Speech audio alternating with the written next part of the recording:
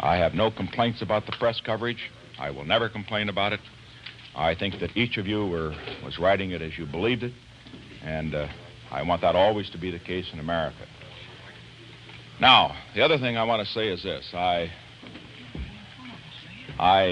congratulate Governor Brown, as Herb Klein has already indicated, for his victory. He has, I think, the greatest honor and the greatest responsibility of any governor in the United States. And as he has this honor and this responsibility, I think that he will now have certainly a position of tremendous interest for America and as well as for the people of California. I wish him well. I wish him well not only from a personal standpoint, because there were never on my part any personal considerations. I believe Governor Brown has a heart, even though he believes I do not. I believe he is a good American, even though he feels I am not. And therefore, I wish him well because he is the governor of the first state. He won, and I want this state to be led with courage. I want it to be led decisively, and I want it to be led with certainly with the assurance that the man who lost the campaign never during the course of the campaign raised a personal consideration against his opponent. Never allowed any words indicating that his opponent was motivated by lack of heart or lack of patriotism to pass his lips. I'm proud of the fact that I defended my opponent's patriotism. You gentlemen didn't report it, but I'm proud that I did that. I'm proud also that I defended the fact that he was a man of good motives, a man that I disagreed with very strongly, but a man of good motives. I want that, for once, gentlemen, I would appreciate if you would write what I'm saying in that respect. I think it's very important that you write it in the lead, in the lead. Now, I don't mean by that, incidentally, all of you. There's one reporter here who has religiously, when he was covering me, and incidentally, this is no reflection on the others because some of you, you know, weren't bothered. One reporter, Carl Greenberg, he's the only reporter in the Times that fits this thing, who wrote every word that I said. Wrote it fairly, wrote it objectively. I don't mean that others didn't have a right to do it differently. But Carl, despite whatever feelings he had, felt that he had an obligation to report the facts as he saw them. I am saying these things about the press because I understood that that was one of the things you were particularly interested in. There'll be no questions at this point on that score. I'll be glad to answer other questions. Now, above everything else, I want to express my appreciation to our volunteer workers. It was a magnificent group. $500,000 was spent, according to Newsweek magazine, to get out the vote on Election Day. They had a right to do that if they could get the money. We didn't have that kind of money, but believe me, we had wonderful spirit. And our 100,000 volunteer workers I was proud of. I think they did a magnificent job. I only wish they could have gotten out a few more votes in the key precincts, but because they didn't, Mr. Brown has won, and I have lost the election. I'd like to say a word nationally. I know that some of you are interested in that. I have not been able to appraise the results for the Congress because not enough of them are in. I only understand that we approximately broke even. Is that correct? In the Congress? Well, at least that's what I have. Did you have a report on the Congress? Any of you? It's about even? Well, Democrats picked up some. They picked up some. Well, I know in the Senate they did. Yeah, Bob, I understood that. But in the House, I understand we picked up 5 in the House. Well, you can't tell because California isn't in on that yet. Well, the most significant result of this election was what happened in 4 major states. Rockefeller's victory in New York, Scranton's victory in Pennsylvania, Rhodes's victory in Ohio, Romney's victory in Michigan means that in 1964, the Republican Party will be revitalized. Now, it'll be revitalized, of course, provided the Republicans in California also can, under new leadership, not mine, because I have fought the fight, and now it's up to others to take this responsibility of leadership. And I don't say this with any bitterness, because I just feel that that's the way it should be. But the Republican Party under new leadership in California needs a new birth of spirit, a new birth of unity, because we must carry California in '64 if we are to carry the nation. But when you look at New York and Pennsylvania, Ohio and Michigan, and the solid Republican Midwest, 1964 is a horse race.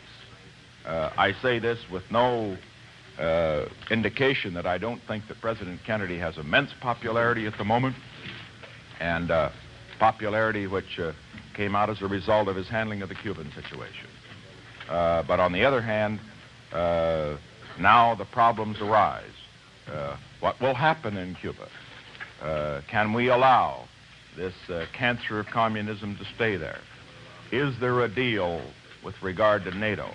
Is there going to be with regard to NATO and the Warsaw Pact?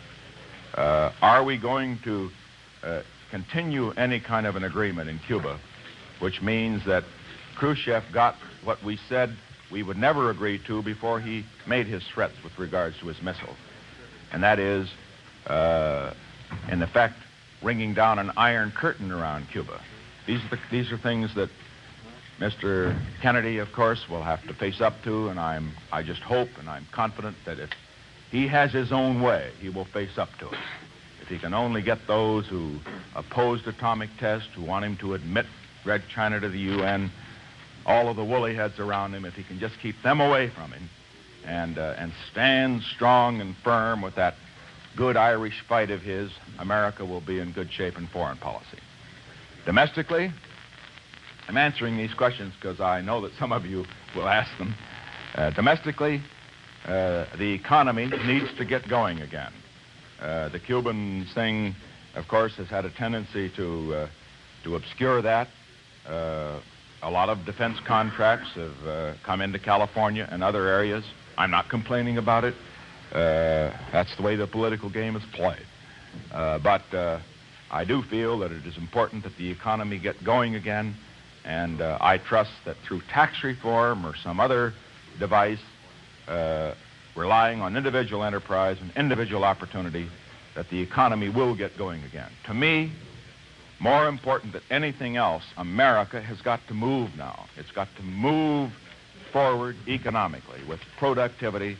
It's got to move forward, and I'll say it in the presence of my good friend from Britain here, Ed Tetlow. It's got to move forward relying on individual enterprise and individual opportunity. One last thing. What are my plans? Well, my plans, I'm going to get acquainted with my family again. And my plans, incidentally, are, from a political standpoint, of course, to take a holiday. It will be a long holiday.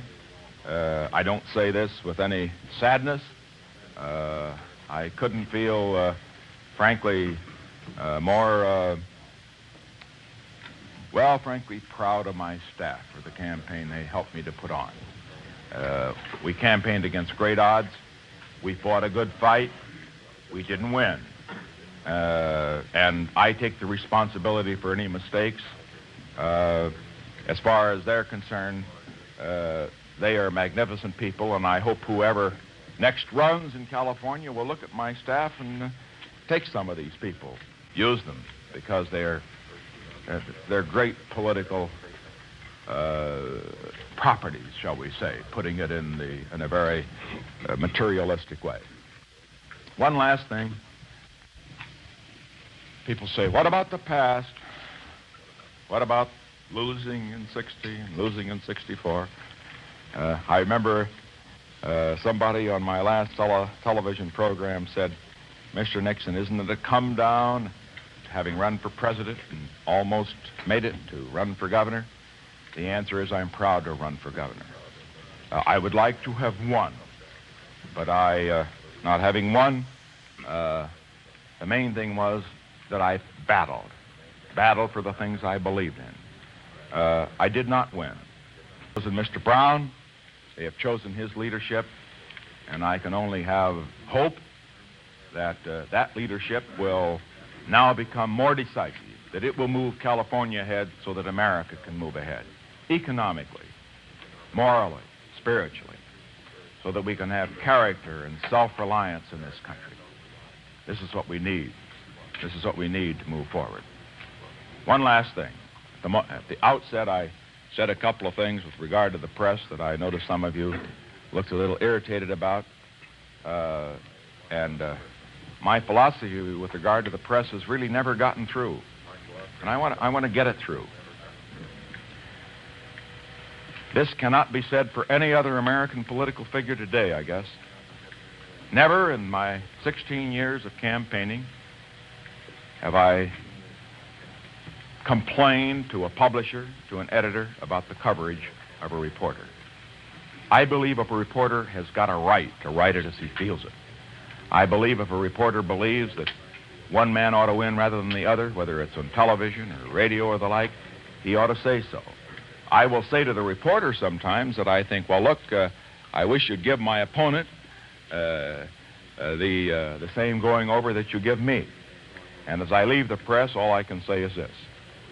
For 16 years, ever since the Hiss case, you've had a lot of fun. A lot of fun. You've had an opportunity to attack me, and I think I've given as good as I've taken. It was carried right up to the last day. I made a talk on television, a talk in which I made a flub, one of the few that I make, not because I'm so good in television, but because I've done it a long time. I made a flub in which I said I was running for governor of the United States. The Los Angeles Times dutifully reported that. Mr. Brown, the last day, made a flub. A flub, incidentally, to the great credit of television that was reported.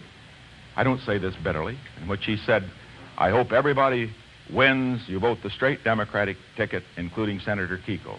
I was glad to hear him say it because I was for Kiko. Now, some newspapers don't fall in the category to which I have spoken.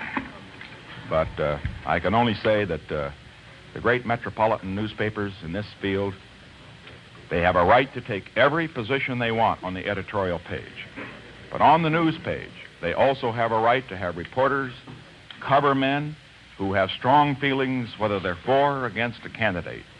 But the responsibility also is to put a few Greenbergs on the candidate they happen to be against, whether they're against him on the editorial page or just philosophically deep down, a fellow on who at least will report what the man says. That's all anybody can ask. But apart from that, I just want to say this. Among the great papers in this country that people say that I should be concerned about are the Louisville Courier-Journal, the New York Post, the Milwaukee Journal, the Fresno, and the Sacramento Bee. I couldn't disagree with that more. I want newspapers. If they're against a candidate, I want them to say it. I believe they should say it. I don't mind reporters saying it. I would hope that in the future, as a result of this campaign, that perhaps they would try at least simply to see that both candidates say, as reported, that if they have questions to ask of one candidate, they ask the same questions of the other. Because, gentlemen, this is my last press conference, and